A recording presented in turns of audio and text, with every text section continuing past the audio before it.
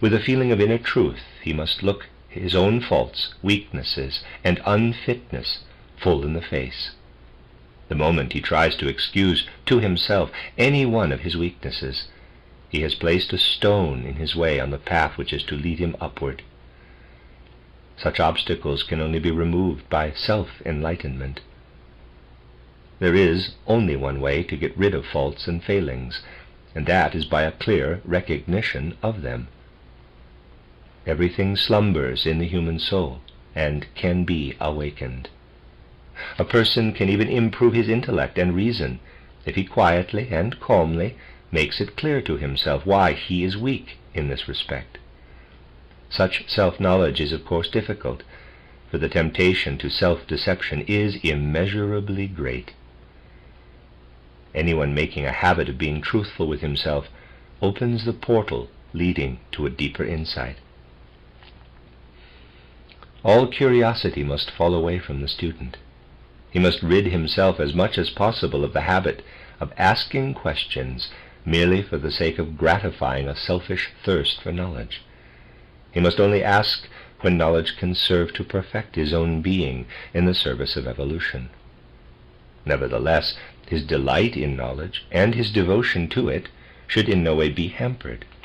He should listen devoutly to all that contributes to such an end, and should seek every opportunity for such devotional attention. Special attention must be paid in esoteric training to the education of the life of desires. This does not mean that we are to become free of desire, for if we are to attain something, we must also desire it, and desire will always tend to fulfillment if backed by a particular force. This force is derived from a right knowledge. Do not desire at all until you know what is right in any one sphere. That is one of the golden rules for the student. The wise man first ascertains the laws of the world, and then his desires become powers which realize themselves. The following example brings this out clearly. There are certainly many people who would like to learn from their own observation something about their life before birth. Such a desire is altogether useless and leads to no result, so long as the person in question has not acquired a knowledge of the laws that govern the nature of the eternal, a knowledge of these laws in their subtlest and most intimate character, through the study of spiritual science. But if, having really acquired this knowledge, he wishes to proceed further, his desire, now ennobled and purified, will enable him to do so. It is also no use saying, "I particularly wish to examine my previous life, and shall study only for this purpose." We must rather be capable of abandoning this desire, of eliminating it altogether, and of studying at first with no such intention. We should cultivate a feeling of joy and devotion for what we learn, with no thought of the above end in view. We should learn to cherish and foster a particular desire in such a way that it brings with it its own fulfillment. If we become angered, vexed, or annoyed, we erect a wall around ourselves in the soul world. And the forces which are to develop the eyes of the soul cannot approach. For instance, if a person angers me, he sends forth a psychic current into the soul world. I cannot see this current as long as I am myself capable of anger. My own anger conceals it from me.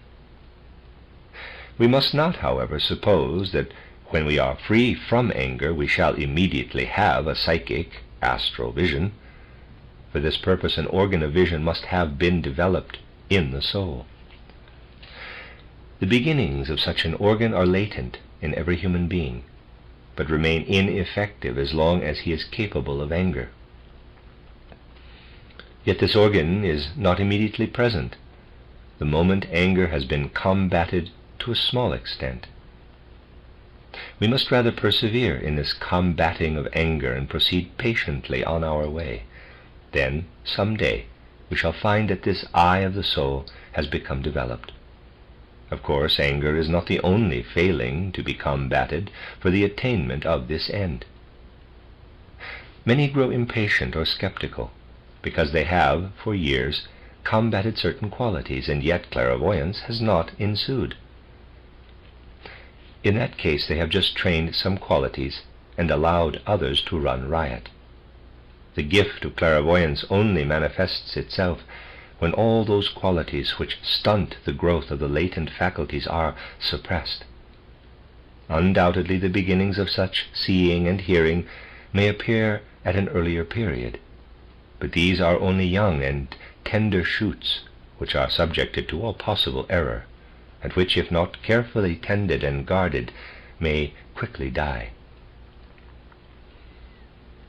Other qualities which, like anger and vexation, have to be combated are timidity, superstition, prejudice, vanity and ambition, curiosity, the mania for imparting information, and the makings of distinctions in human beings according to the outward characteristics of rank, sex, race, and so forth. In our time, it is difficult for people to understand how the combating of such qualities can have anything to do with the heightening of the faculty of cognition. But every spiritual scientist knows that much more depends upon such matters than upon the increase of intelligence and the employment of artificial exercises. Especially can misunderstanding arise if we believe that we must become foolhardy in order to be fearless, that we must close our eyes to the differences between people because we must combat the prejudices of rank, race, and so forth. Rather is it true that a correct estimate of all things is to be attained only when we are no longer entangled in prejudice. Even in the ordinary sense, it is true that the fear of some phenomenon prevents us from estimating it rightly, that a racial prejudice prevents us from seeing into a man's soul. It is this ordinary sense that the student must develop in all its delicacy and subtlety. Every word spoken without having been thoroughly purged in thought is a stone thrown in the way of esoteric training. And here something must be considered, which can only be explained by giving an example. If anything be said to which we must reply, we must be careful to consider the speaker's opinion, feeling, and even his prejudice, rather than what we ourselves have to say at the moment on the subject under discussion. In this example, a refined quality of tact is indicated, to the cultivation of which the student must devote his care. He must learn to judge what importance it may have for the other person if he opposes the latter's opinion with his own. This does not mean that he must withhold his opinion. There can be no question of that. But he must listen to the speaker as carefully and as attentively as he possibly can, and let his reply derive its form from what he has just heard. In such cases, one particular thought recurs ever and again to the student, and he is treading the right path if this thought lives with him to the extent of becoming a trait of his character. This thought is as follows: the importance lies not in the difference of our opinions, but in his discovering, through his own effort, what is right if I contribute something toward it. Thoughts of this and of a similar nature cause the character and the behavior of the student to be permeated with a quality of gentleness, which is one of the chief means used in all esoteric training. Harshness scares away the soul pictures that should open the eye of the soul. Gentleness clears the obstacles away and unseals the inner organs. Along with gentleness, another quality will presently be developed in the soul of the student, that of quietly paying attention to all the subtleties in the soul life of his environment, while reducing to absolute silence any activity within his own soul. The soul life of his environment will impress itself on him in such a way that his own soul will grow, and as it grows, become regular in its structure as a plant expanding in the sunlight. Gentleness and patient reserve open the soul to the soul world, and the spirit to the spirit world. Persevere in silent inner seclusion. Close the senses to all that they brought you before your training. Reduce to absolute immobility all the thoughts which, according to your previous habits, surged within you. Become quite still and silent within. Wait in patience. And then the higher worlds will begin to fashion and perfect the organs of sight and hearing in your soul and spirit. Do not expect immediately to see and hear in the world of soul and spirit, for all that you are doing does but contribute to the development of your higher senses, and you will only be able to hear with soul and spirit when you possess these higher senses.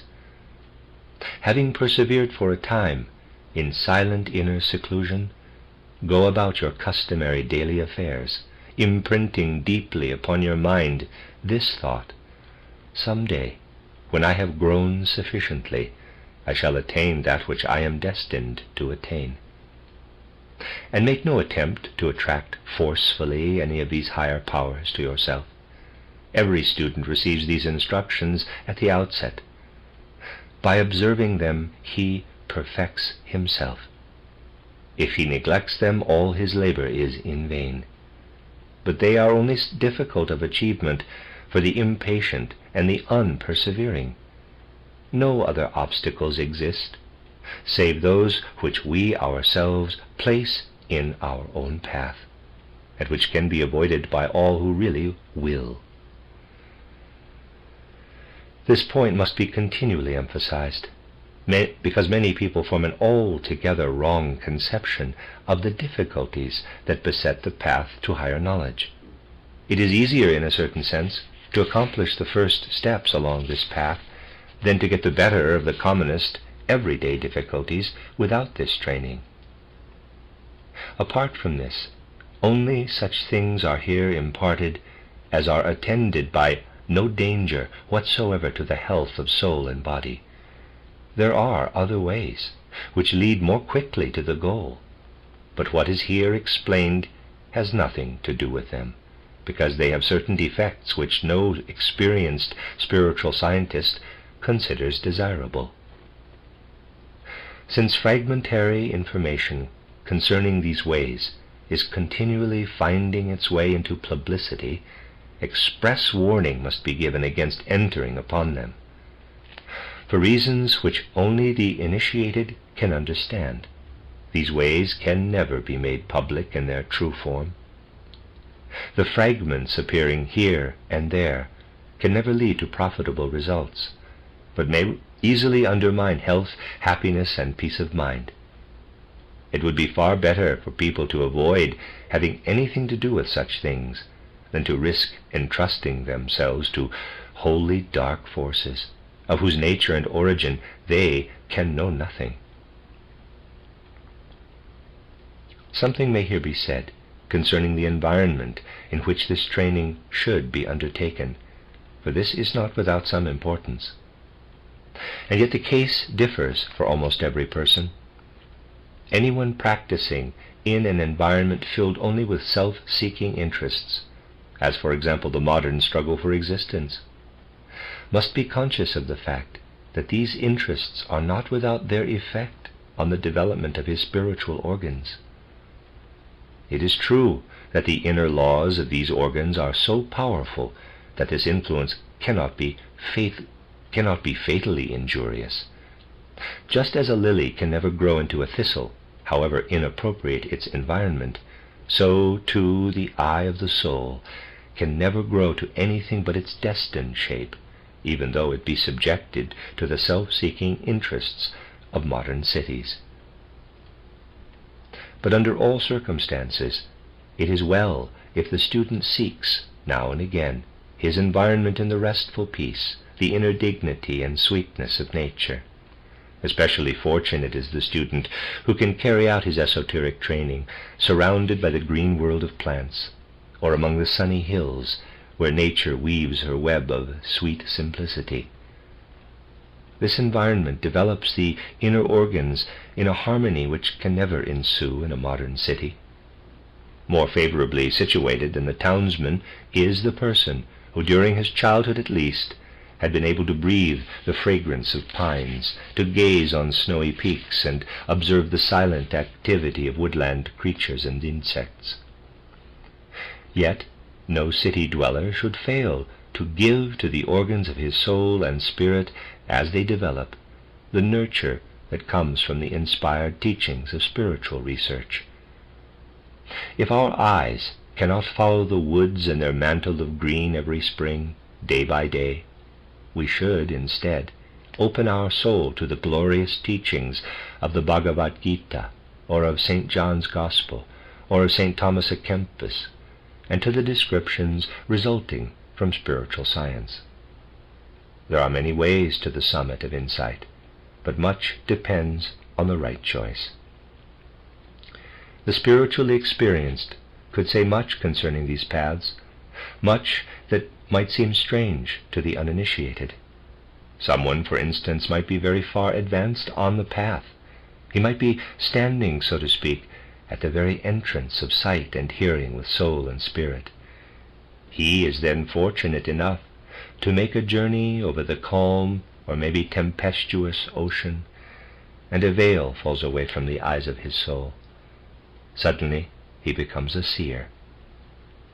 Another is also so far advanced that this veil only needs to be loosened. This occurs through some stroke of destiny. On another, this stroke might well have had the effect of paralyzing his powers and undermining his energy. For the esoteric student it becomes the occasion of his enlightenment. A third perseveres patiently for years without any marked result. Suddenly, while silently seated in his quiet chamber, spiritual light envelops him, the walls disappear, become transparent for his soul, and a new world expands before his eyes that have become seeing, or resounds in his ears that have become spiritually hearing. The end of chapter 4. This is a 2008 reading of Rudolf Steiner's book, Knowledge of the Higher Worlds and Its Attainment. Chapter 5, The Conditions of Esoteric Training. The conditions attached to esoteric training are not arbitrary. They are the natural outcome of esoteric knowledge. Just as no one can become a painter who refuses to handle a paintbrush, so too no one can receive esoteric training who is unwilling to meet the demands considered necessary by the teacher.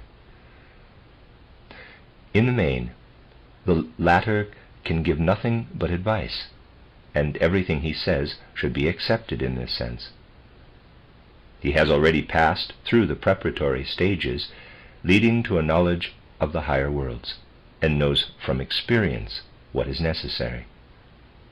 It depends entirely upon the free will of each individual human being whether or not he choose to tread the same path. To insist on being admitted to esoteric training without fulfilling the conditions would be equivalent to saying, quote, "Teach me how to paint, but do not ask me to handle a paintbrush." Close quote. The teacher can never offer anything unless the recipient comes forward to meet him of his own free will. But it must be emphasized that a general desire for higher knowledge is not sufficient. This desire will, of course, be felt by many, but nothing can be achieved by it alone, so long as the special conditions attached to esoteric training are not accepted. This point should be considered by those who complain that the training is difficult. Failure or unwillingness to fulfill these strict conditions must entail the abandonment of esoteric training for the time being. It is true, the conditions are strict, yet they are not harsh, since their fulfillment not only should be, but indeed must be, a voluntary action. if this fact be overlooked, esoteric training can easily appear in the light of a coercion of the soul or the conscience, for the training is based on the development of the inner life, and the teacher must necessarily give advice concerning this inner life. But there is no question of compulsion when a demand is met out of free choice. To ask of the teacher, quote, "Give me your higher knowledge, but leave me my customary emotions, feelings, and thoughts," close quote, would be an impossible demand. In this case, the gratification of curiosity and desire for knowledge would be the only motive. When pursued in such a spirit, however, higher knowledge can never be attained. Let us now consider in turn the conditions imposed on the student. It should be emphasized that the complete fulfillment of any one of these conditions is not insisted upon, but only the corresponding effort. No one can wholly fulfill them, but everyone can start on the path toward them. It is the effort of will that matters, and the ready disposition to enter upon this path. Number 1. The first condition is that the student should pay heed to the advancement of bodily and spiritual health. Of course, health does not depend, in the first instance, upon the individual, but the effort to improve in this respect lies within the scope of all. Sound knowledge can alone proceed from sound human beings. The unhealthy are not rejected, but it is demanded of the student that he should have the will to lead a healthy life. In this respect, he must attain the greatest possible independence. The good counsels of others, freely bestowed, though generally unsought, are as a rule superfluous. Each must endeavor to take care of himself. From the physical aspect, it will be more a question of warding off harmful influences than of anything else. In fulfilling our duties, we must often do things that are detrimental to our health. We must decide at the right moment to place duty higher than the care of our health. But just think how much can be avoided with a little goodwill. Duty must in many cases stand higher than health, often even than life itself. But pleasure must never stand higher, as far as the student is concerned. For him, pleasure can only be a means to health and to life, and in this connection we must, above all, be honest and truthful with ourselves. There is no use in leading an ascetic life when the underlying motive is the same in this case as in other enjoyments. Some may derive satisfaction from asceticism, just as others can from wine-bibbing, but they must not imagine that this sort of asceticism will assist them in attaining higher knowledge. Many ascribe to their circumstances everything which apparently prevents them from making progress. They say they cannot develop themselves under their conditions of life. Now, many may find it desirable for other reasons to change their conditions of life, but no one need do so for the purpose of esoteric training. For the latter, a person need only do as much as possible, whatever his position, to further the health of body and soul. Every kind of work can serve the whole of humanity, and it is a surer sign of greatness of soul to perceive clearly how necessary for this whole is a petty, perhaps even an offensive employment, than to think, quote, "This work is not good enough for me. I am destined for something better," close quote. Of special importance for the student is the striving for complete health of mind. An unhealthy life of thought and feeling will not fail to obstruct the path to higher knowledge.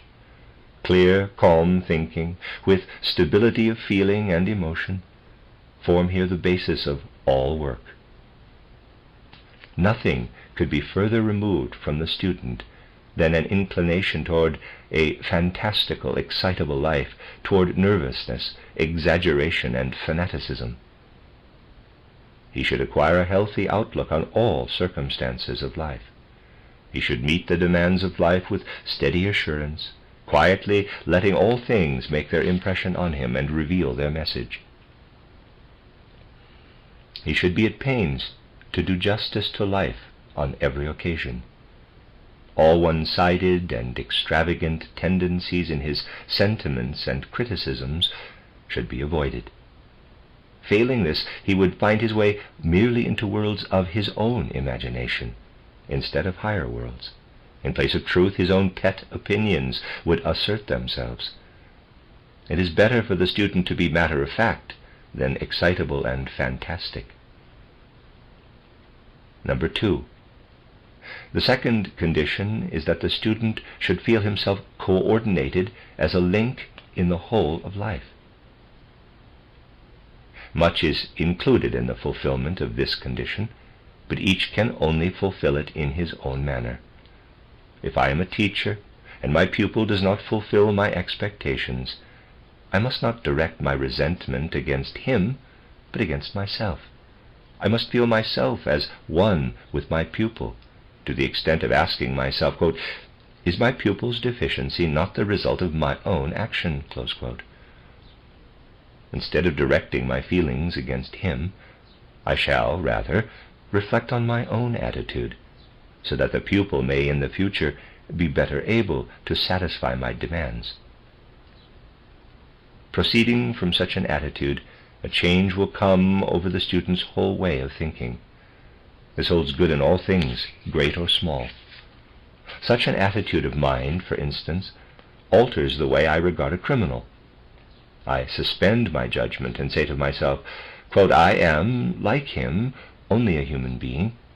Through favorable circumstances I received an education which perhaps alone saved me from a similar fate."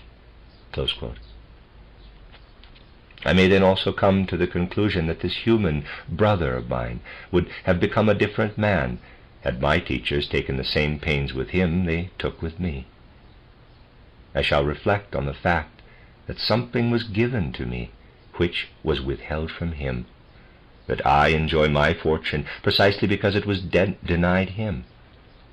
And then I shall, naturally, come to think of myself as a link in the whole of humanity, and a sharer in the responsibility for everything that occurs. This does not imply that such a thought should be immediately translated into external acts of agitation. It should be cherished in stillness within the soul. Then, quite gradually, it will set its mark on the outward demeanor of the student. In such matters, each can only begin by reforming himself. It is of no avail, in the sense of the foregoing thoughts, to make general demands on the whole of humanity. It is easy to decide what men ought to be, but the student works in the depths, not on the surface. It would therefore be quite wrong to relate the demand here indicated with any external, least of all political, demands. With such matters this training can have nothing to do. Political agitators know, as a rule, what to demand of other people, but they say little of demands on themselves. Number 3. This brings us to the third condition. The student must work his way upward to the realization that his thoughts and feelings are as important for the world as his actions. It must be realized that it is equally injurious to hate a fellow being as to strike him. The realization will then follow that by perfecting ourselves, we accomplish something not only for ourselves, but for the whole world. The world derives equal benefit from our untainted feelings and thoughts as from our good demeanor. And as long as we cannot believe in this cosmic importance of our inner life, we are unfit for the path that is here described. We are only filled with the right faith in the significance of our inner self, of our soul. Let me read that again. We are only filled with the right faith in the significance of our inner self of our soul when we work at it as though it were at least as real as all external things. We must admit that our every feeling produces an effect, just as does every action of our hand. Number 4. These words already express the fourth condition: to acquire the conviction that the real being of man does not lie in his exterior, but in his interior.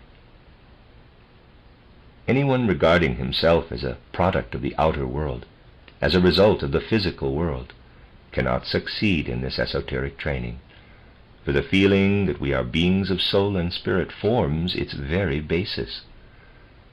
The acquisition of this feeling renders the student fit to distinguish between inner duty and outward success. He learns that the one cannot be directly measured by the other. He must find the proper mean between what is indicated by external conditions and what he recognizes as the right conduct for himself. He should not force upon his environment anything for which it can have no understanding, but also he must be quite free from the desire to do only what can be appreciated by those around him. The voice of his own soul struggling honestly toward knowledge must bring him the one and only recognition of the truths for which he stands. But he must learn as much as he possibly can from his environment, so as to discover what those around him need and what is good for them. In this way he will develop within himself what is known in spiritual science as the spiritual balance. An open heart for the needs of the outer world lies on one of the scales, and an inner fortitude and unfaltering endurance on the other. Number 5. This brings us to the fifth condition: steadfastness in carrying out a resolution. Nothing should induce the student to deviate from a resolution he may have taken, save only the perception that he was in error.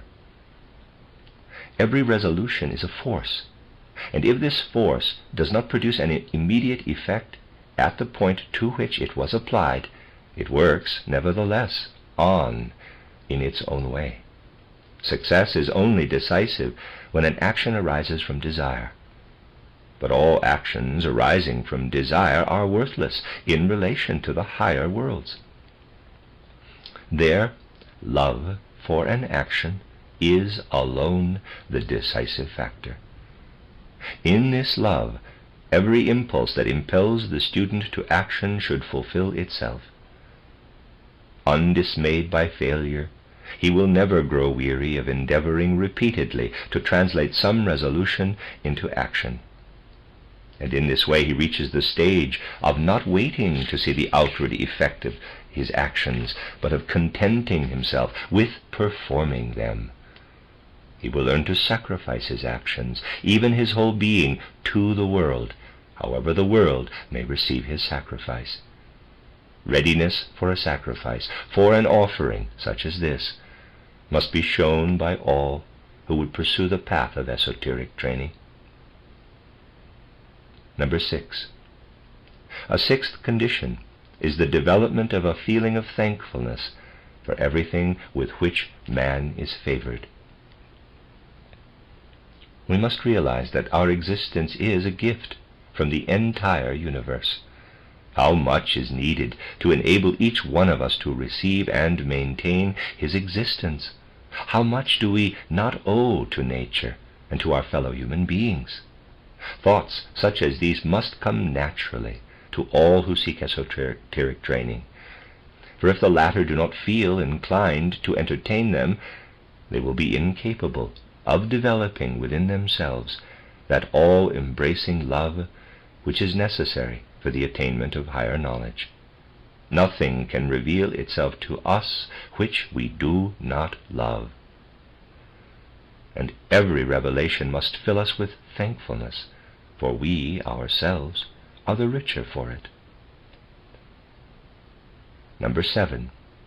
All these conditions must be united in a seventh: to regard life unceasingly in the manner demanded by these conditions. The student thus makes it possible to give his life the stamp of uniformity. All his modes of expression will, in this way, be brought into harmony, and no longer contradict each other. And thus he will prepare himself for the inner tranquility he must attain during the preliminary steps of his training. Anyone sincerely showing the goodwill to fulfill these conditions may decide to seek esoteric training. He will then be ready to follow the advice given above. Much of this advice may appear to be merely on the surface, and many will perhaps say that they did not expect the training to proceed in such strict forms. But everything interior must manifest itself in an exterior way.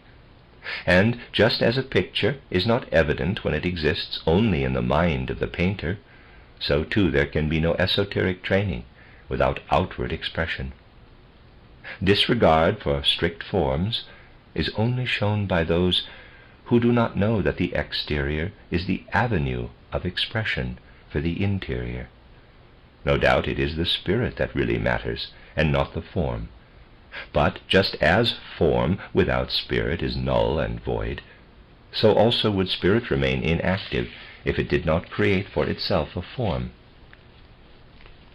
The above conditions are calculated to render the student strong enough to fulfill the further demands made on him during his training. If he fail in these conditions, he will hesitate before each new demand, and without them he will lack that faith in man which he must possess. For all striving for truth must be founded on faith in and true love for man. But though this is the foundation, it is not the source of all striving for truth, for such striving can only flow from the soul's own fountainhead of strength. And the love of man must gradually widen to a love for all living creatures, yes, for all existence. Through failure to fulfill the condition here given, the student will lack the perfect love for everything that fashions and creates, and the inclination to refrain from all destruction as such. He must so train himself that not only in his actions, but also in his words, feelings, and thoughts, he will never destroy anything for the sake of destruction. His joy must be in growth and life, and he must only lend his hand to destruction when he is also able through and by means of destruction to promote new life. This does not mean that the student must simply look on while evil runs riot, but rather that he must seek, even in evil, that side through which he may transform it into good. He will then see more and more clearly that evil and imperfection may best be combated by the creation of the good and the perfect. The student knows that out of nothing, nothing can be created, but also that the imperfect can be transformed into the perfect. Anyone developing within himself the disposition to create will soon find himself capable of facing evil in the right way. It must be clearly realized that the purpose of this training is to build and not to destroy. The student should therefore bring with him the goodwill for sincere and devoted work, and not the intention to criticize and destroy. He should be capable of devotion, for he must learn what he does not yet know. He should look reverently on that which discloses itself. Work and devotion, these are the fundamental qualities which must be demanded of the student. Some come to realize that they are making no progress, though in their own opinion they are untiringly active. The reason is that they have not grasped the meaning of work and devotion in the right way. Work done for the sake of success will be the least successful, and learning pursued without devotion will be the least conducive to progress. Only the love of work, and not of success, leads to progress. And if in learning the student seeks straight thinking and sound judgment, he need not stunt his devotion by doubts and suspicions. We are not reduced to servile subjection in listening to some information with quiet devotion, and because we do not at once oppose it with our own opinion. Anyone having advanced some way in the attainment of higher knowledge knows that he owes everything to quiet attention and active reflection, and not to willful personal judgment. We should always bear in mind that we do not need to learn what we are already able to judge. Therefore, if our sole intention is to judge, we can learn nothing more. Esoteric training, however, centers in learning. We must have absolutely the goodwill to be learners. If we cannot understand something, it is far better not to judge than to judge adversely. We can wait until later for a true understanding. The higher we climb the ladder of knowledge, the more do we require the faculty of listening with quiet devotion.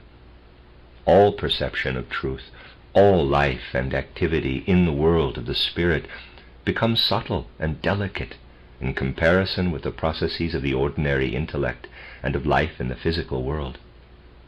The more the sphere of our activity widens out before us, the more delicate are the processes in which we are engaged. It is for this reason that men arrive at such different opinions and points of view regarding the higher regions. But there is one and only one opinion regarding higher truths, and this one opinion is within reach of all, who through work and devotion have so risen that they can really behold truth and contemplate it. Opinions differing from the one true opinion can only be arrived at when people, insufficiently prepared, judge in accordance with their pet theories, their habitual ways of thought, and so forth. Just as there is only one correct opinion concerning a mathematical problem, so also is this true with regard to the higher worlds. But before such an opinion can be reached, due preparation must first be undergone. If this were only considered, the conditions attached to esoteric training would be surprising to none. It is indeed true that truth and the higher life abide in every soul, and that each can and must find them for himself. But they lie deeply buried, and can only be brought up from their deep shafts after all obstacles have been cleared away. Only the experienced can advise how this may be done. Such advice is found in spiritual science. No truth is forced on anyone, no dogma is proclaimed. A way only is pointed out. It is true that everyone could find this way unaided, but only perhaps after many incarnations. By esoteric training, this way is shortened. We thus reach more quickly a point from which we can cooperate in those worlds where the salvation and evolution of man are furthered by spiritual work. This brings to an end the indications to be given in connection with the attainment of knowledge of the higher worlds. In the following chapter, and in further connection with the above, it will be shown how this development affects the higher elements of the human organism, the soul organism or astral body, and the spirit or thought body. In this way, the indications here given will be placed in a new light, and it will be possible to penetrate them in a deeper sense. The end of Chapter 5. This is a 2008 reading of the book by Rudolf Steiner, Knowledge of the Higher Worlds and Its Attainment. This is Chapter 6, Some Results of Initiation. One of the fundamental principles of true spiritual science is that the one who devotes himself to its study should do so with full consciousness. He should attempt nothing and practice nothing without knowledge of the effect produced. A teacher of spiritual science who gives advice or instruction will at the same time always explain to those striving for higher knowledge the effects produced on body, soul, and spirit, if his advice and instructions be followed. Some effects produced upon the soul of the student will here be indicated. For only those who know such things as they are here communicated can undertake in full consciousness the exercises that lead to knowledge of the higher worlds. Without the latter, no genuine esoteric training is possible, for it must be understood that all groping in the dark is discouraged, and that failure to pursue this training with open eyes may lead to mediumship, but not to the exact clairvoyance in the sense of spiritual science. The exercises described in the preceding chapters, if practiced in the right way, involve certain changes in the organism of the soul, astral body. The latter is only perceptible to the clairvoyant, and may be compared to a cloud, psycho-spiritually luminous to a certain degree, in the center of which the physical body is discernible. Parenthesis, a description will be found in the author's book titled Theosophy, close parenthesis. In this astral body, desires, lusts, passions, and ideas become visible in a spiritual way. Sensual appetites, for instance, create the impression of a dark red radiance with a definite shape. A pure and noble thought finds its expression in a reddish-violet radiance. The clear-cut concept of the logical thinker is experienced as a yellowish figure with sharply defined outline. The confused thought of the muddled head appears as a figure with a vague outline. The thoughts of a person with one-sided queer views appear sharply outlined but immobile, while the thoughts of people accessible to the points of view of others are seen to be mobile, changeable outlines. Parenthesis, in all these and the following descriptions, it must be noted that by seeing a color, spiritual seeing is meant. When the clairvoyant speaks of seeing red, he means, I have an experience in a psycho-spiritual way, which is equivalent to the physical experience when an impression of red is received. This mode of expression is here used because it is perfectly natural to the clairvoyant. If this point is overlooked, a mere color vision may easily be mistaken for a genuine clairvoyant experience. The further the student advances in his inner development, the more regular will be the differentiation within his astral body. The latter is confused and undifferentiated in the case of a person of undeveloped inner life. Yet the clairvoyant can perceive even the unorganized astral body as a figure standing out distinctly from its environment. It extends from the center of the head to the middle of the physical body, and appears like an independent body possessing certain organs. The organs now to be considered are perceptible to the clairvoyant near the following parts of the physical body. The first between the eyes, the second near the larynx, the third in the region of the heart, the fourth in the so-called pit of the stomach. The fifth and sixth are situated in the abdomen. These organs are technically known as wheels, chakrams, or lotus flowers. They are so called on account of their likeness to wheels or flowers, but of course it should be clearly understood that such an expression is not to be applied more literally than is the term wings when referring to the two halves of the lungs. Just as there is no question of wings in the case of the lungs, so too, in the case of the lotus flowers, the expression must be taken figuratively. In undeveloped persons, these lotus flowers are dark in color, motionless, and inert. In the clairvoyant, however, they are luminous, mobile, and of variegated color. Something of this kind applies to the medium, though in a different way. This question, however, need not be pursued here any further. Now, when the student begins his exercises, the lotus flowers become more luminous. Later on they begin to revolve. When this occurs, clairvoyance begins. For these flowers are the sense organs of the soul, and their revolutions express the fact that the clairvoyant perceives supersensibly. What was said previously concerning spiritual seeing applies equally to these revolutions and even to the lotus flowers themselves. No one can perceive the supersensible until he has developed his astral senses in this way. Thanks to the spiritual organ situated in the vicinity of the larynx, it becomes possible to survey clairvoyantly the thoughts and mentality of other beings, and to obtain a deeper insight into the true laws of natural phenomena. The organ situated near the heart permits of clairvoyant knowledge of the sentiments and disposition of other souls. When developed, this organ also makes it possible to observe certain deeper forces in animals and plants.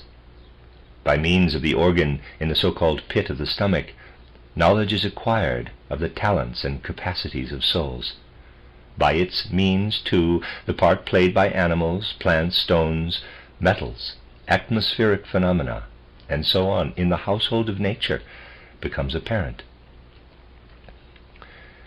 The organ in the vicinity of the larynx has 16 petals or spokes, the one in the region of the heart 12, and the one in the pit of the stomach 10.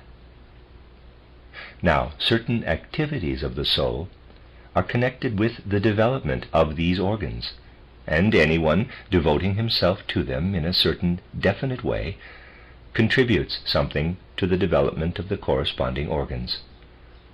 In the 16-petal lotus, 8 of its 16 petals were developed in the remote past, during an earlier stage of human evolution. Man himself contributed nothing to this development. He received them as a gift from nature, at a time when his consciousness was in a dull, dreamy condition. At that stage of human evolution, they were in active use. But the manner of their activity was only compatible with that dull state of consciousness.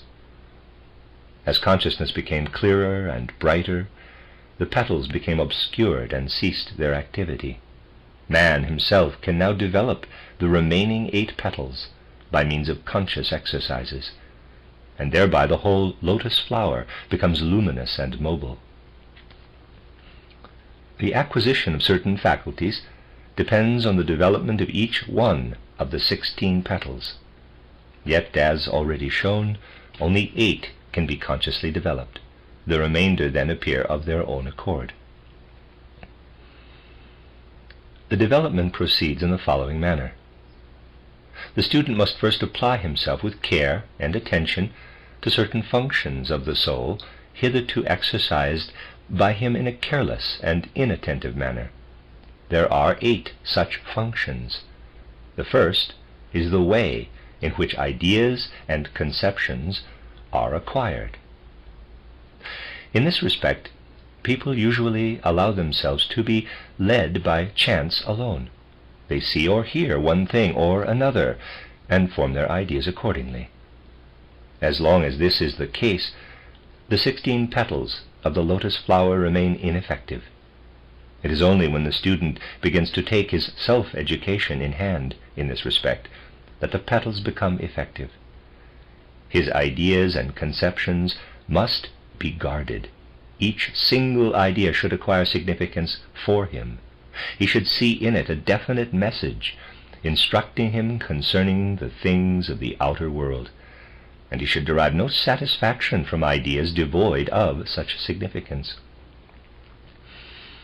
He must govern his mental life so that it becomes a true mirror of the outer world, and direct his effort to the exclusion of incorrect ideas from his soul. The second of these functions is concerned with the control of resolutions. The student must not resolve upon even the most trifling act without well-founded and thorough consideration. Thoughtless and meaningless actions should be foreign to his nature. He should have well-considered grounds for everything he does, and abstain from everything to which no significant motive urges him. The third function concerns speech. The student should utter no word that is devoid of sense and meaning. All talking for the sake of talking draws him away from his path. He must avoid the usual kind of conversation, with its promiscuous discussion of indiscriminately varied topics. This does not imply his preclusion from intercourse with his fellows. It is precisely in such intercourse that his conversation should develop to significance. He is ready to converse with everyone, but he does so thoughtfully and with thorough deliberation. He never speaks without grounds for what he says. He seeks to use neither too many nor too few words. The fourth is the regulation of outward action.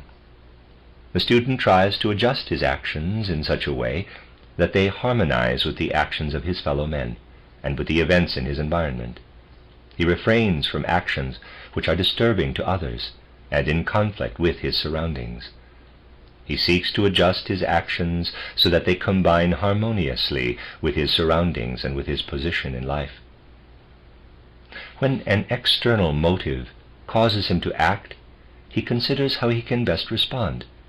When the impulse proceeds from himself, he weighs with minute care the effects of his activity.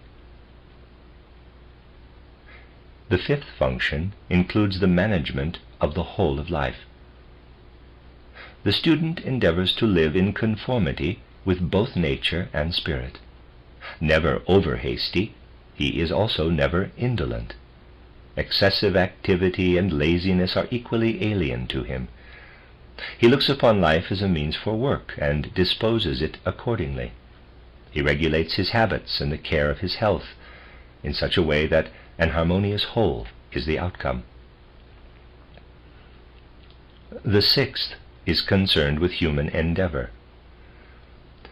The student tests his capacities and proficiency, and conducts himself in the light of such self-knowledge. He attempts nothing beyond his powers, yet seeks to omit nothing within their scope. On the other hand, he sets himself aims that have to do with the ideals and the great duties of a human being.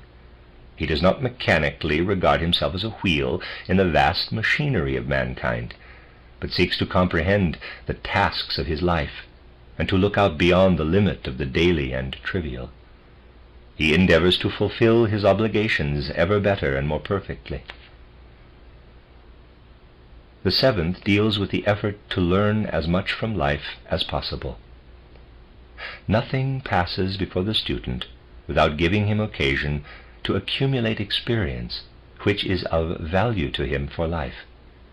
If he has performed anything wrongly or imperfectly, he lets this be an incentive for meeting the same contingency later on rightly and perfectly.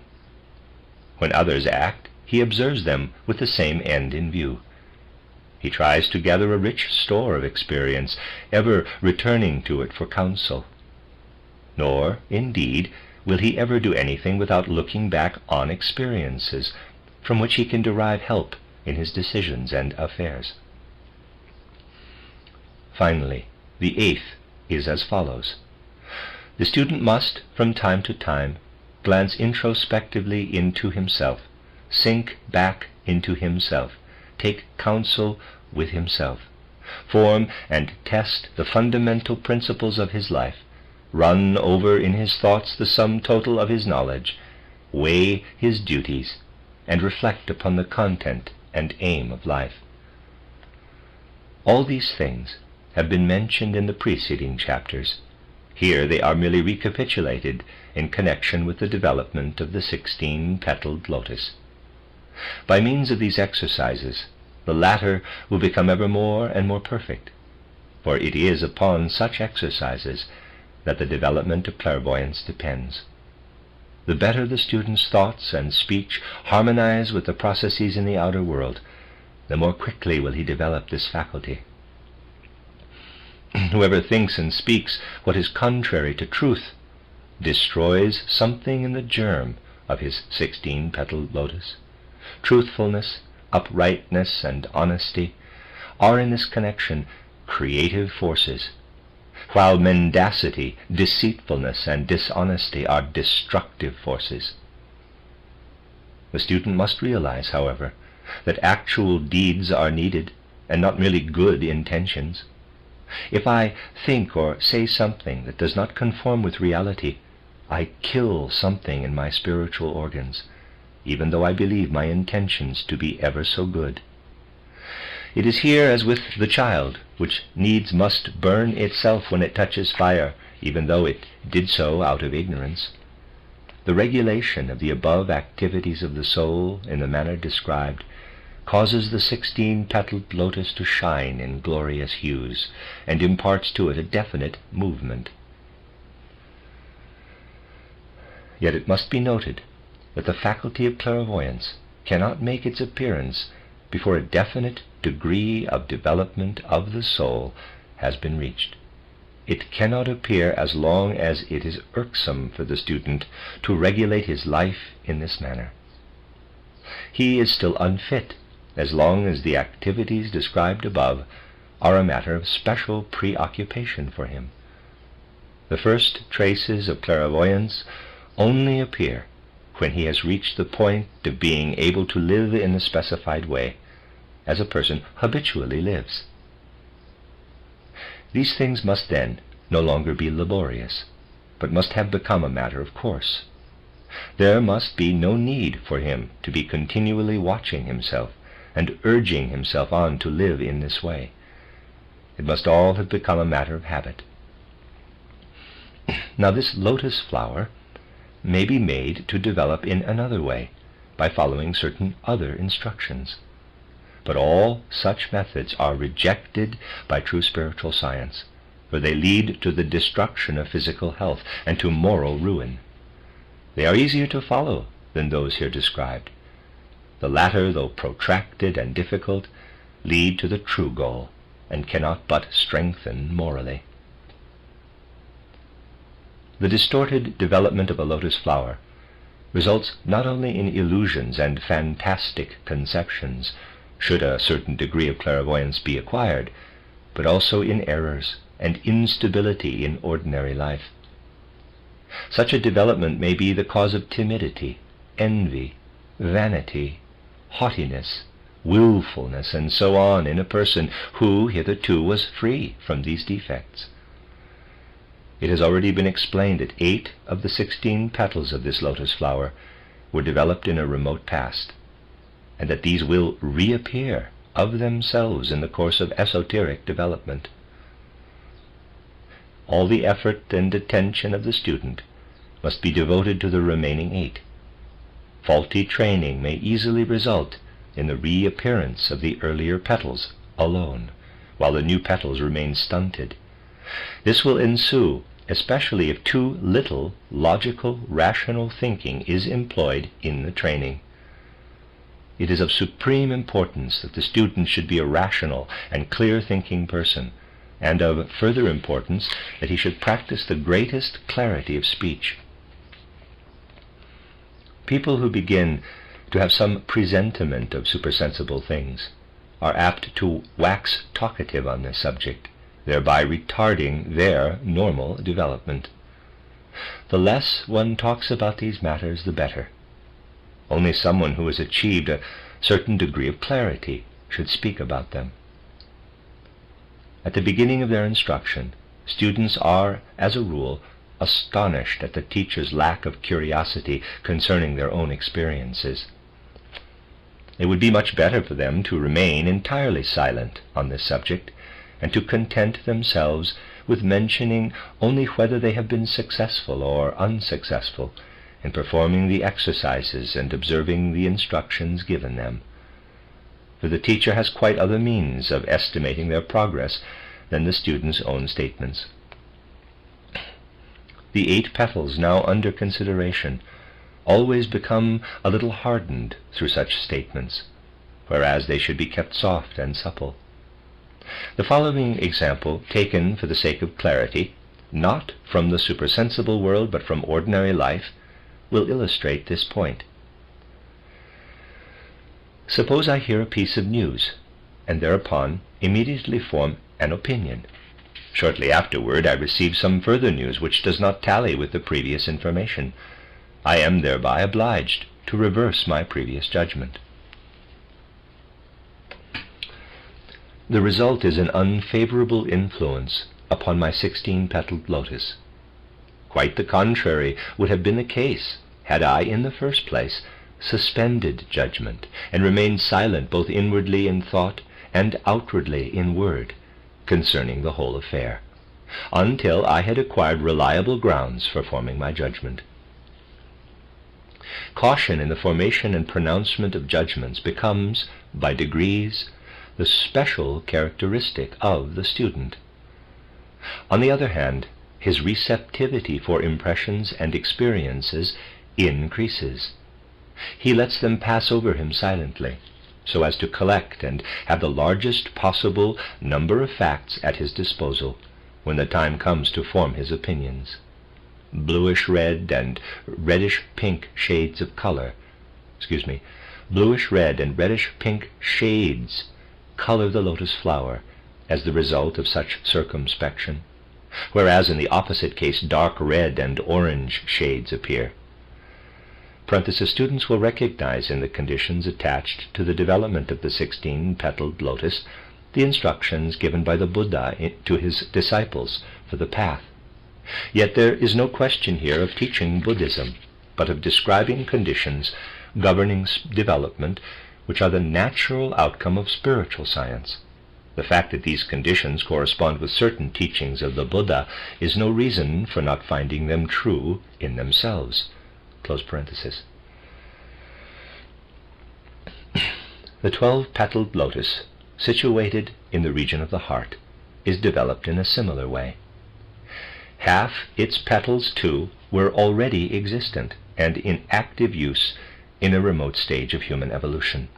Hence, these 6 petals need not now be especially developed in esoteric training. They appear of themselves and begin to revolve when the student sets to work on the other 6. Here again he learns to promote this development by consciously controlling and directing certain inner activities in a special way. It must be clearly understood that the perceptions of each single organ of soul or spirit bear a different character. The 12 and 16-petaled lotus flowers transmit quite different perceptions. The latter perceives forms, the thoughts and mentality of other beings, and the laws governing natural phenomena become manifest. To the 16-petaled lotus as figures, not rigid, motionless figures, but mobile forms filled with life. The clairvoyant in whom this sense is developed can describe for every mode of thought and for every law of nature a form which expresses them. A revengeful thought, for example, assumes an arrow-like pronged form, while a kindly thought is often formed like an opening flower, and so on. Clear-cut, significant thoughts are regular and symmetrical in form, while confused thoughts have wavy outlines. Quite different perceptions are received through the 12-petaled lotus. These perceptions may, in a sense, be likened to warmth and cold, as applied to the soul. A clairvoyant equipped with this faculty feels this warmth and cold streaming out from the forms discerned by the 16-petaled lotus. Had he developed the 16 and not the 12-petaled lotus, he would only perceive, in the kindly thought, for instance, the figure described above, while a clairvoyant in whom both senses were developed would also notice what can only be described as soul warmth flowing from the thought. It should be noted in passing that esoteric training never develops one organ without the other, so that the above-mentioned example may be regarded as an hypothetical case in behalf of clarity. The 12-petaled lotus, when developed, reveals to the clairvoyant a deep understanding of the processes of nature. Rays of soul warmth issue from every manifestation of growth and development, while everything in the process of decay, destruction, ruin gives an impression of cold.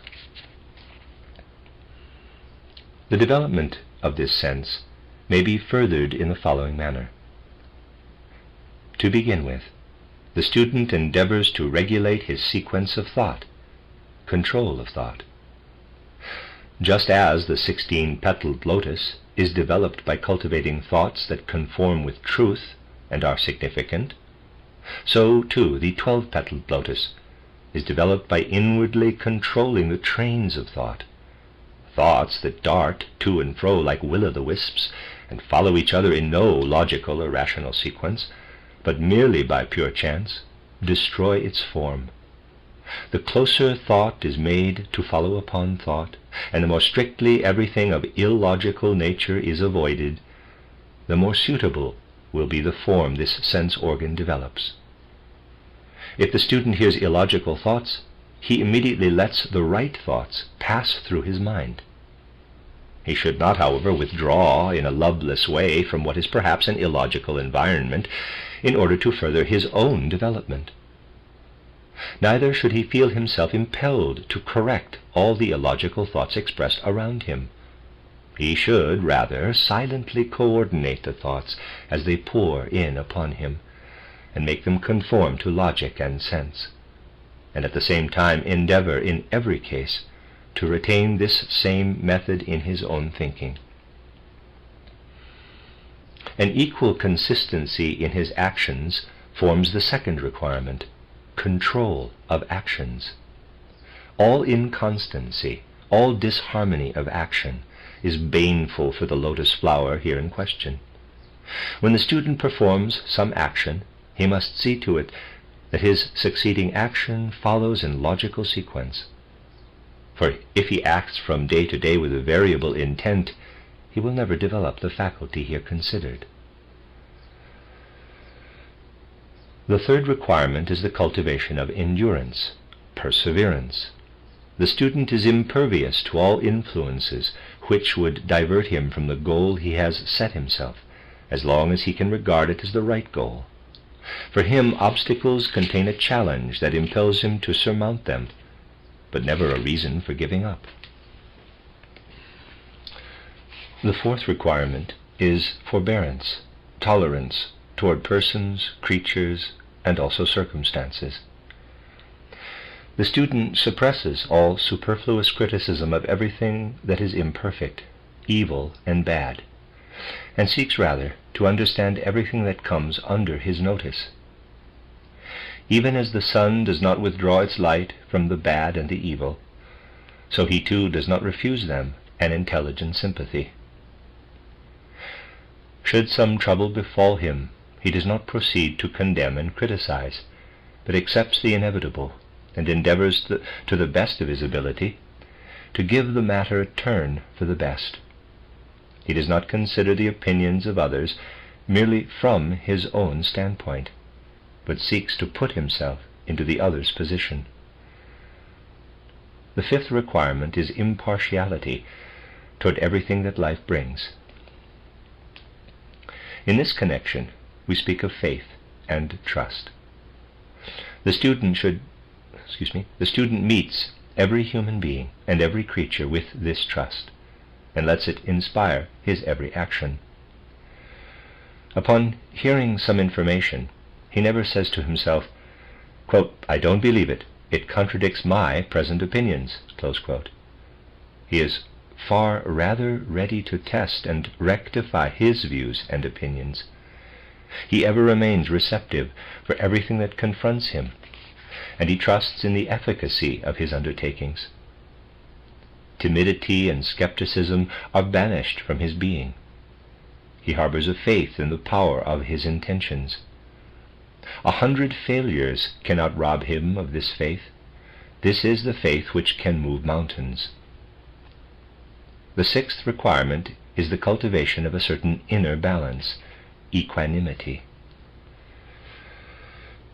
the student endeavors to retain his composure in the face of joy and sorrow, and eradicates the tendency to fluctuate between the seventh heaven of joy and the depths of despair.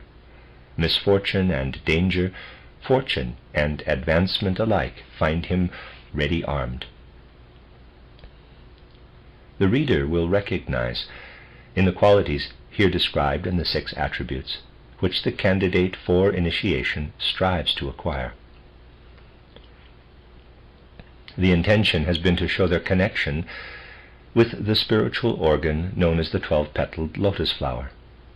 As before, special instructions can be given to bring this lotus flower to fruition, but here again the perfect symmetry of its form depends on the development of the qualities mentioned, the neglect of which results in this organ being formed into a caricature of its proper shape. In this case, should a certain clairvoyance be attained, the qualities in question may take an evil instead of a good direction. A person may become intolerant, timid, or contentious toward his environment, may, for instance, acquire some feeling for the sentiments of others, and for this reason shun them or hate them. This may even reach the point where, by reason of the inner coldness that overwhelms him when he hears repugnant opinions, he is unable to listen, or he may behave in an objectionable manner.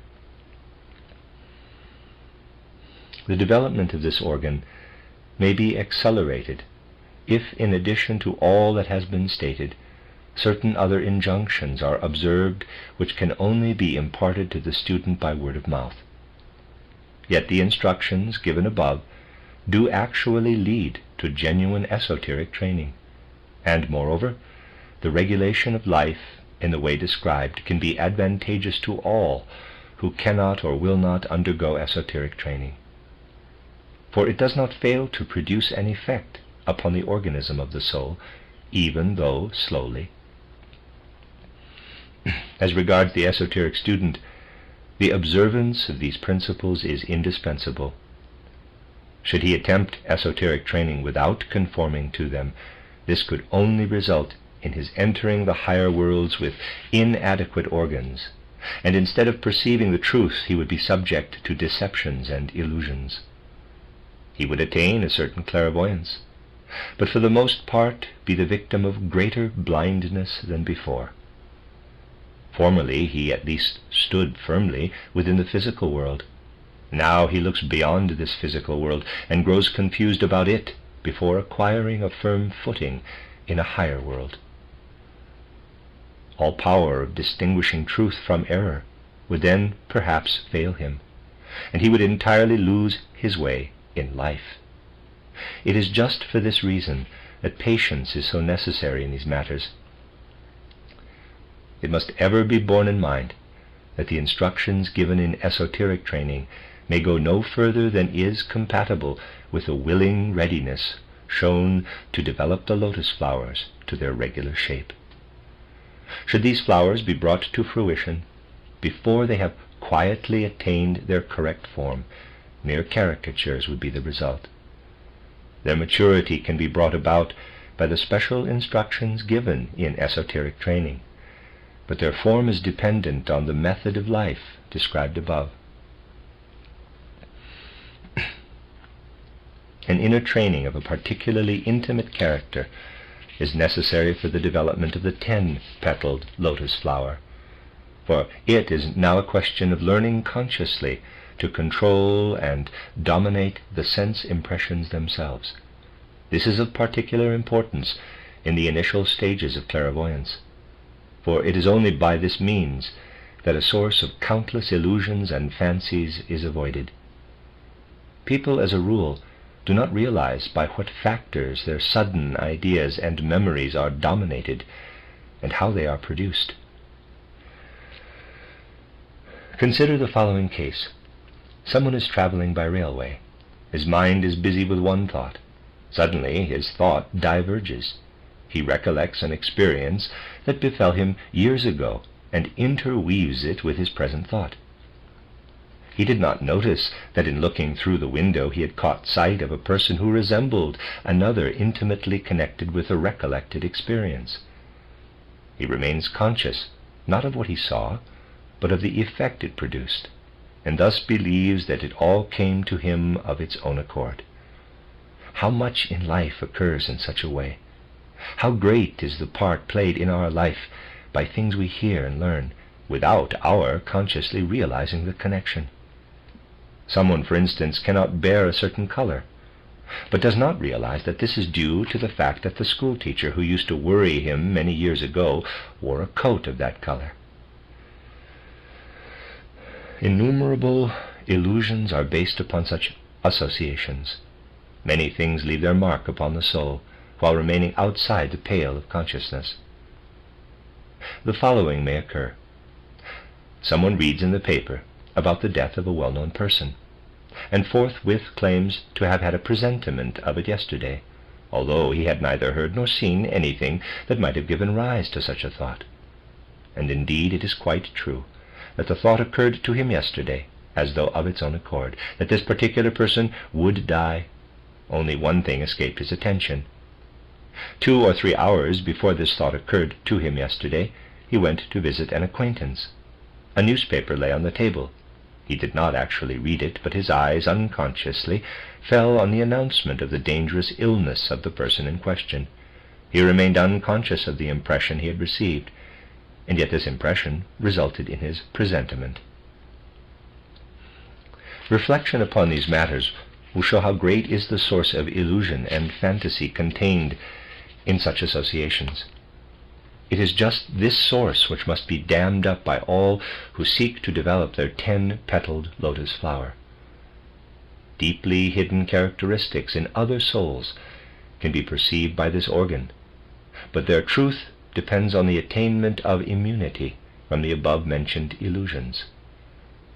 For this purpose, it is necessary that the student should control and dominate everything that seeks to influence him from outside.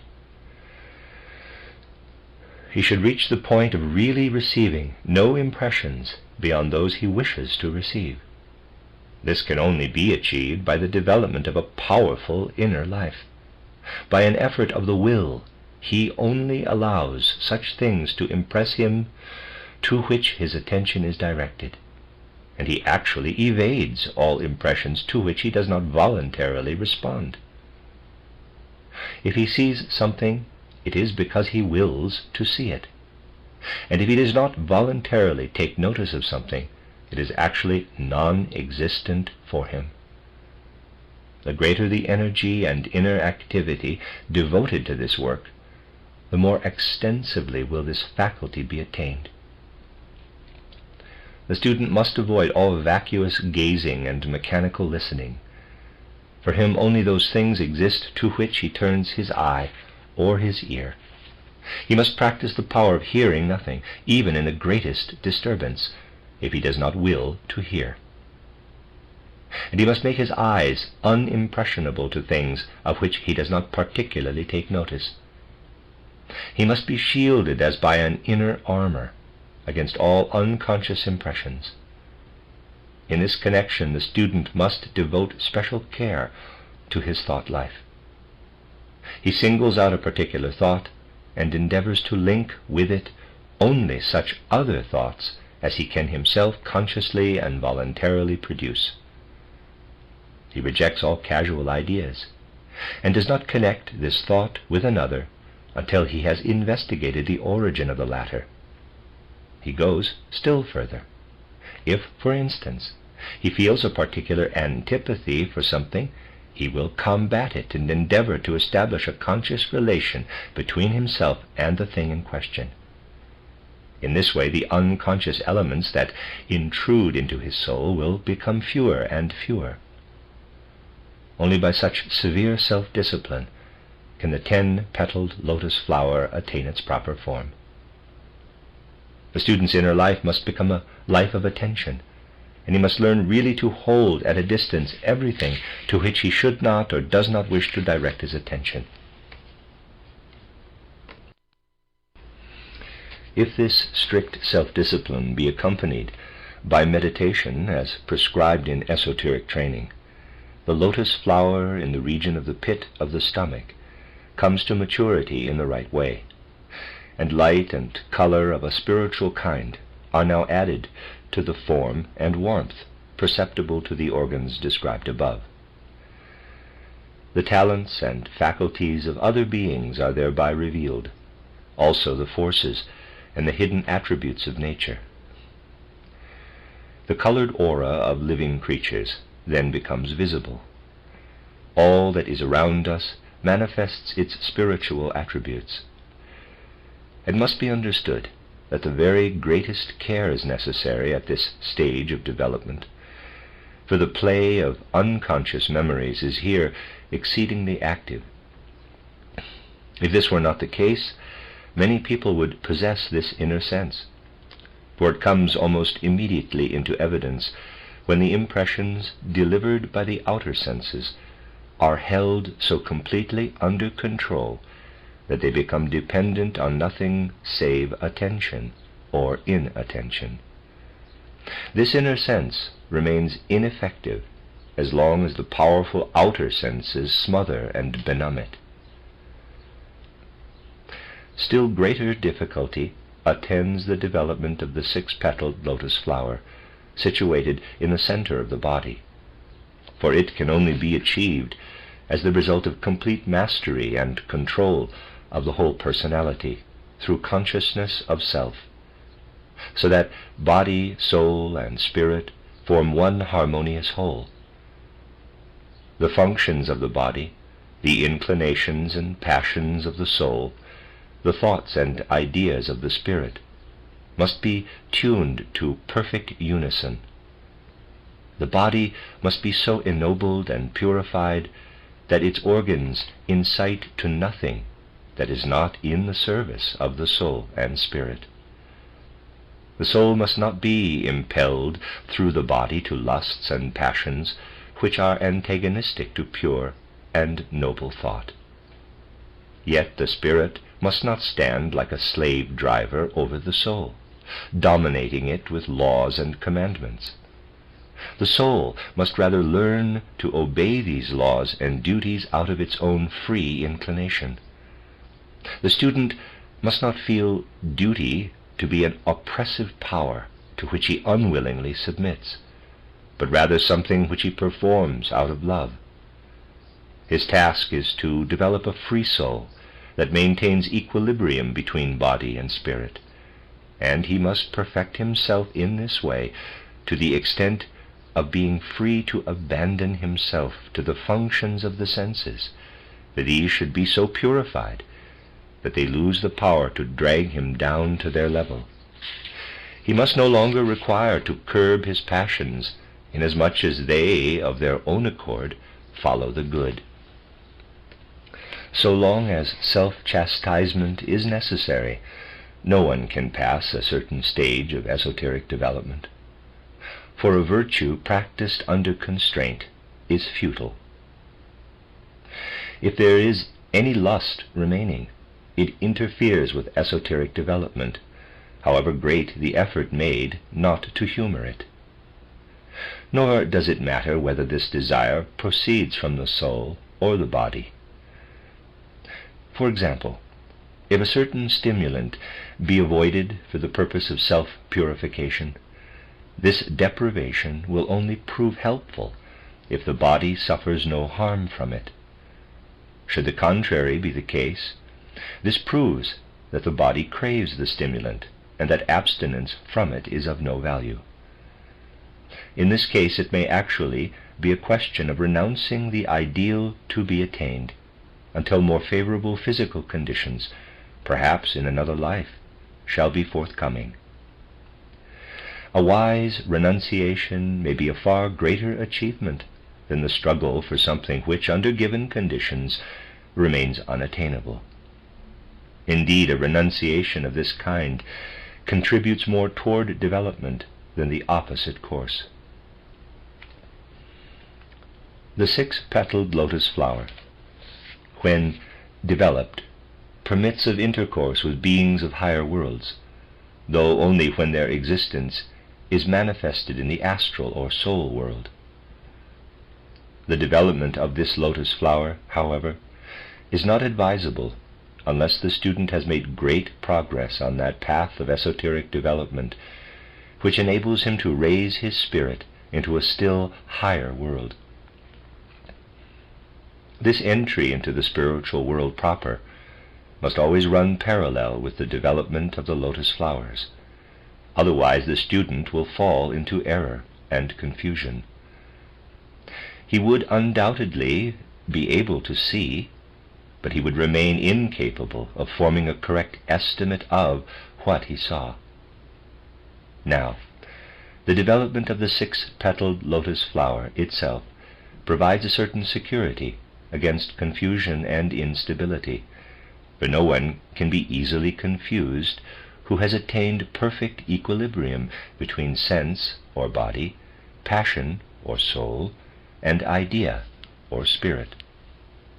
And yet something more than this security is required when, through the development of the six-petaled lotus flower, living beings of independent existence are revealed to his spirit, beings belonging to a world so completely different from the world known to his physical senses.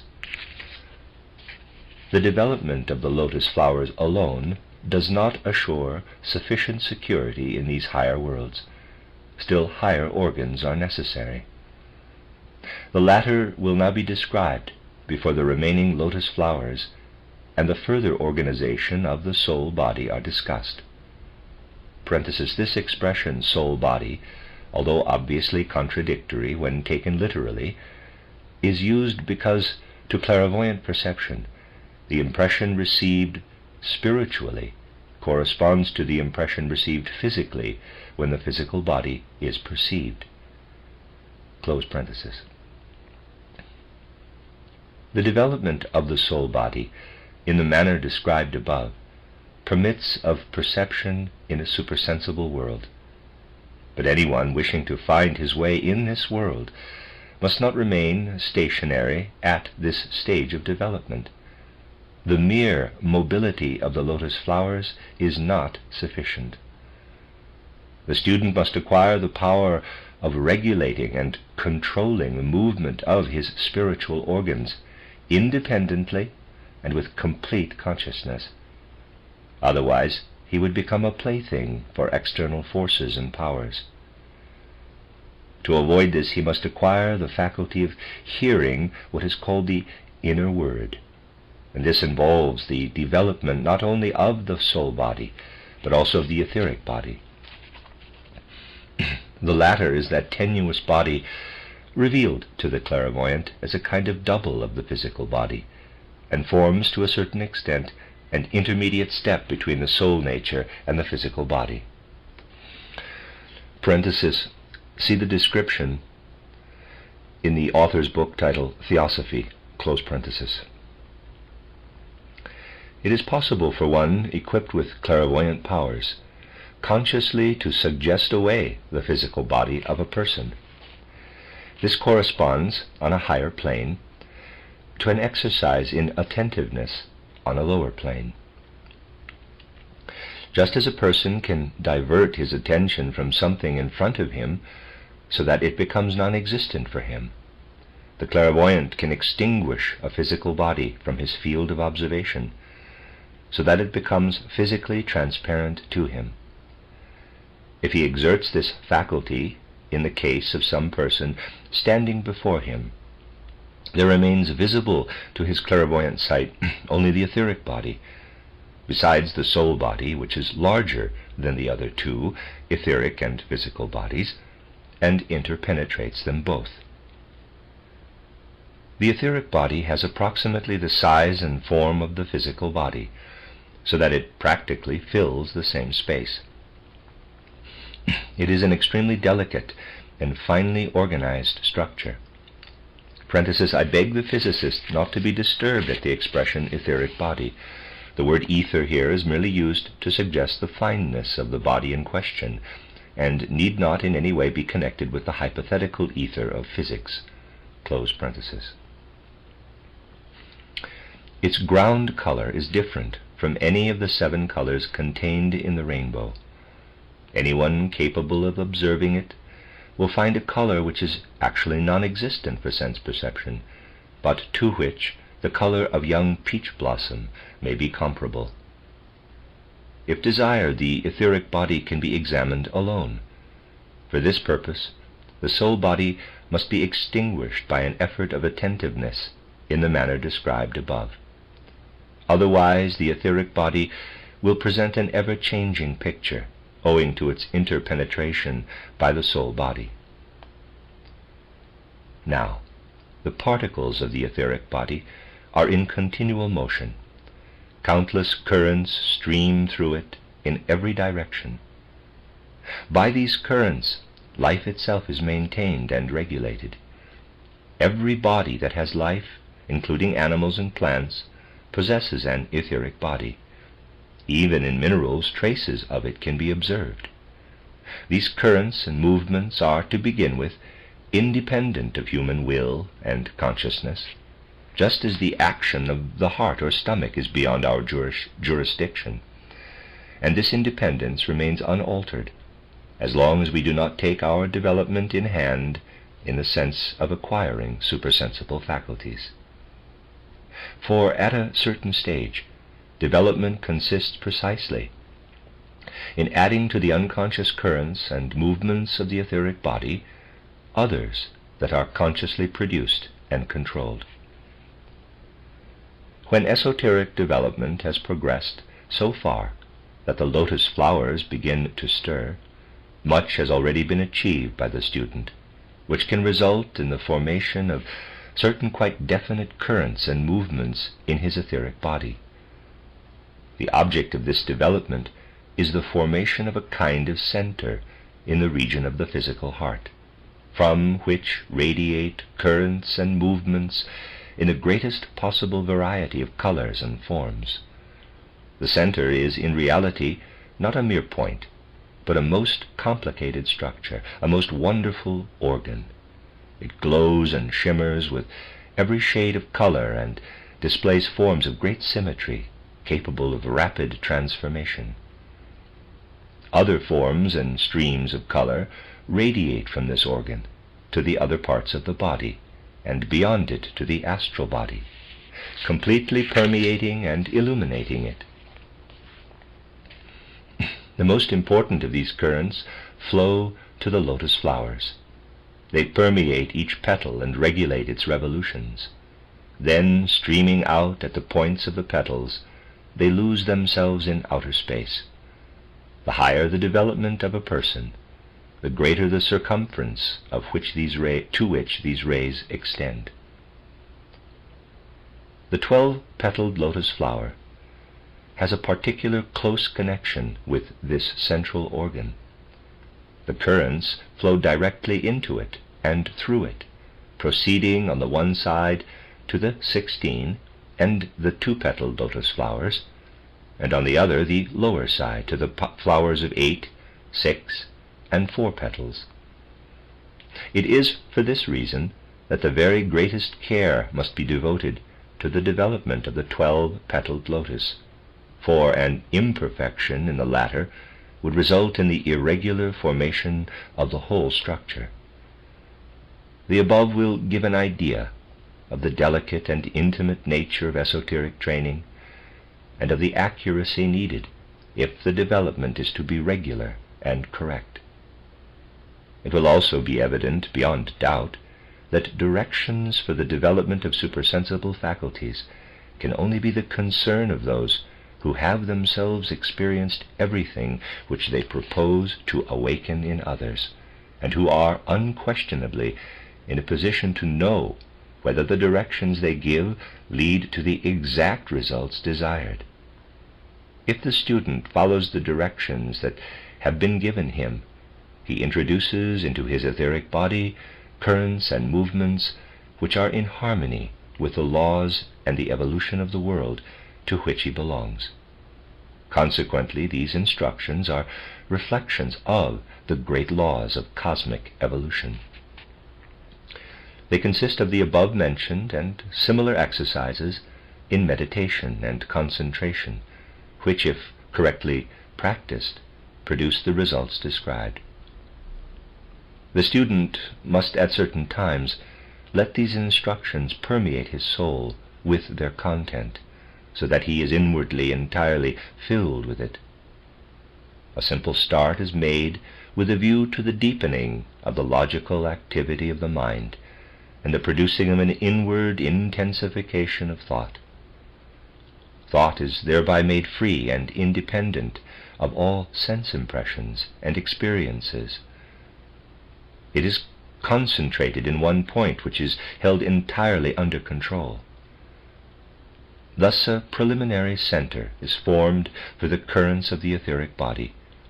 This center is not yet in the region of the heart, but in the head, and it appears to the clairvoyant as the point of departure for movements and currents. No esoteric training can be successful which does not first create this center.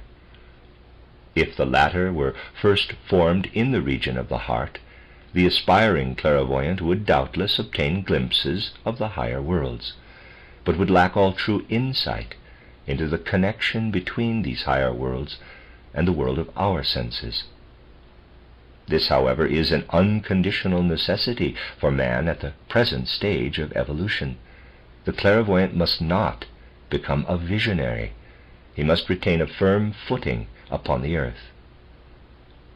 The center in the head, once duly fixed, is then moved lower down to the region of the larynx. This is effected by further exercises in concentration. Then the currents of the etheric body radiate from this point and illumine the astral space surrounding the individual. Continued practice enables the student to determine for himself the position of his etheric body. Hitherto this position depended upon external forces proceeding from the physical body. Through further development, the student is able to turn his etheric body to all sides. This faculty is effected by currents moving approximately along both hands and centered in the two-petaled lotus in the region of the eyes. All this is made possible through the radiations from the larynx assuming round forms, of which a number flow to the two-petaled lotus, and thence form undulating currents along the hands. As a further development, these currents branch out and ramify in the most delicate manner, and become, as it were, a kind of web, which then encompasses the entire etheric body as though with a network. Whereas hitherto the etheric body was not closed to the outer world, so that the life currents from the universal ocean of life flowed freely in and out, these currents now have to pass through this membrane.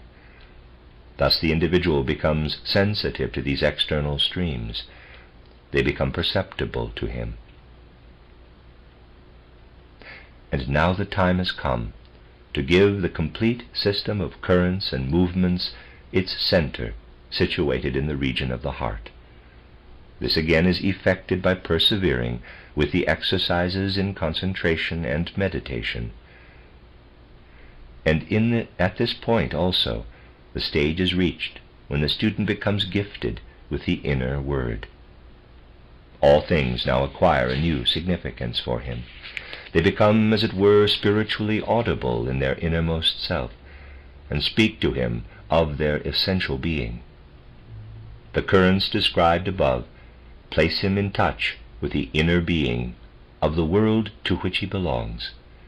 He begins to mingle his life with the life of his environment, and can let it reverberate in the movements of his lotus flowers. At this point, the spiritual world is entered. If the student has advanced so far, he acquires a new understanding for all that the great teachers of humanity have uttered.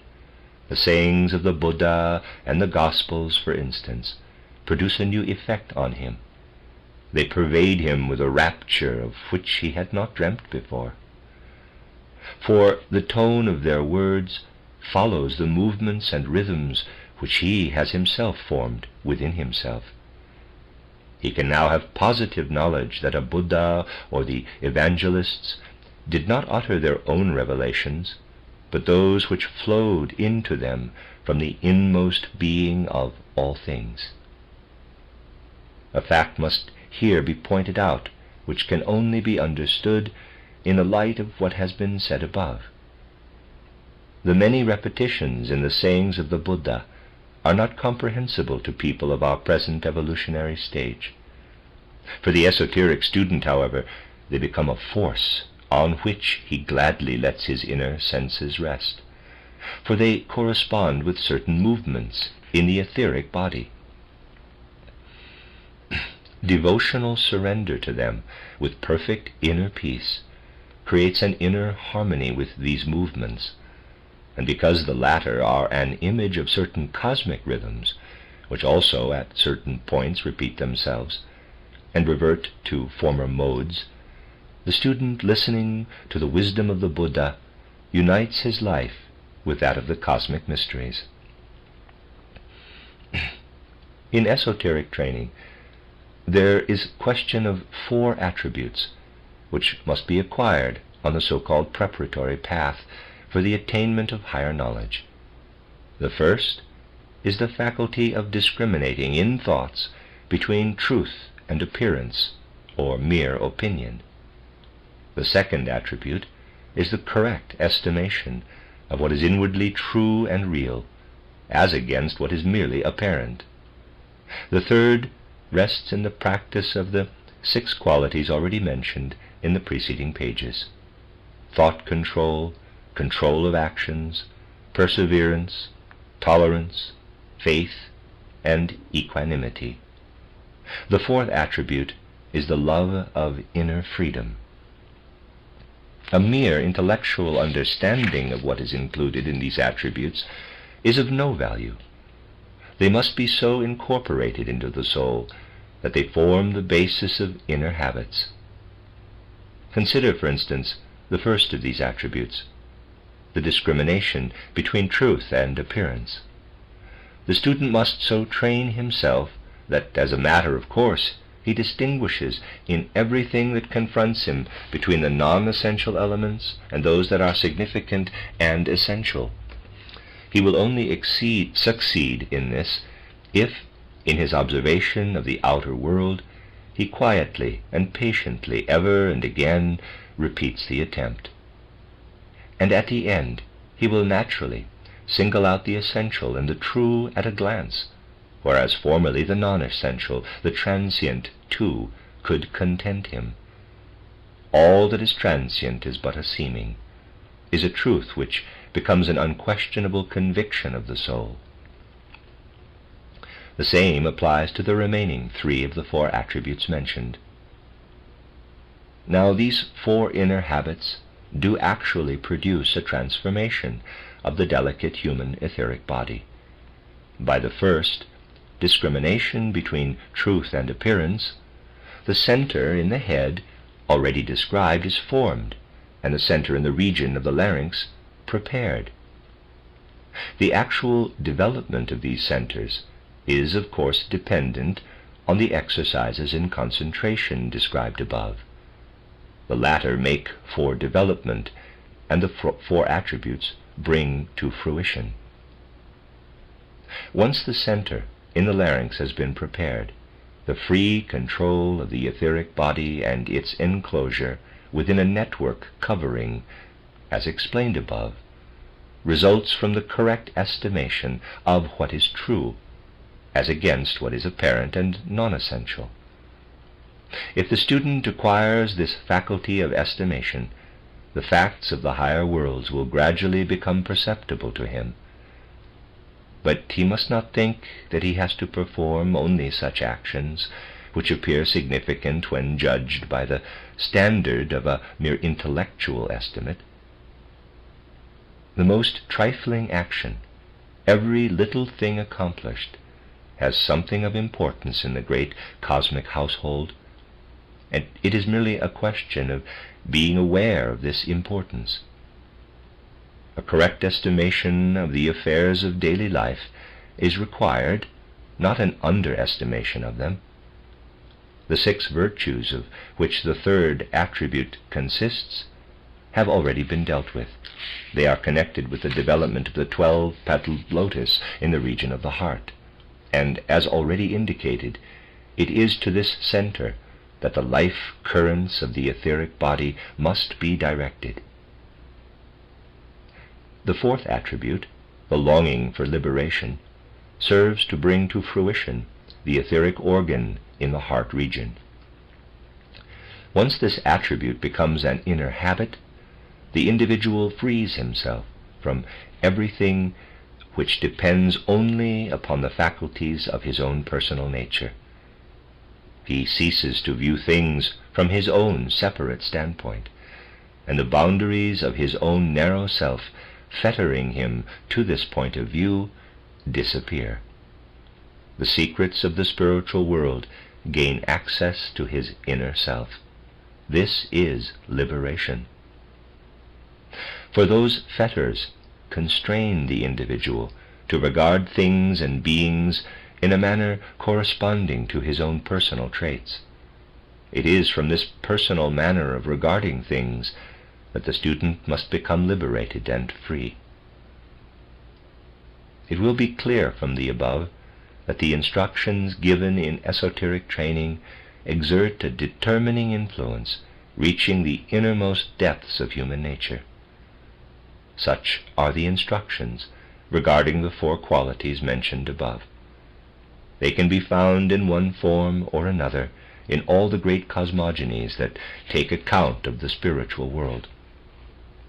The founders of the great cosmogonies did not give mankind these teachings from some vague feeling. They gave them for the good reason that they were great initiates. Out of their knowledge did they shape their moral teachings.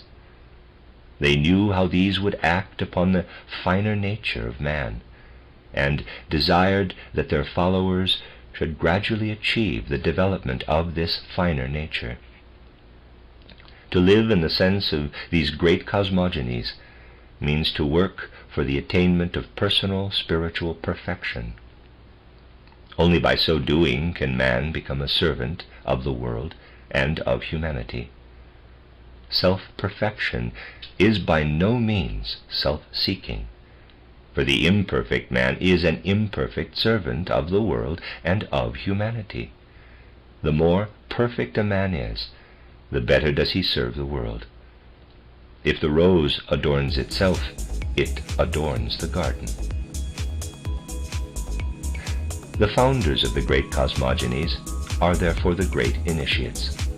Their teaching flows into the soul of men, and thus with humanity the whole world moves forward. Quite consciously did they work to further this evolutionary process of humanity. Their teachings can only be understood if it be remembered that they are the product of knowledge of the innermost depths of human nature. The great initiates knew, and it is out of their knowledge that they shaped the ideals of humanity. And man approaches these great leaders when he uplifts himself in his own development to their heights.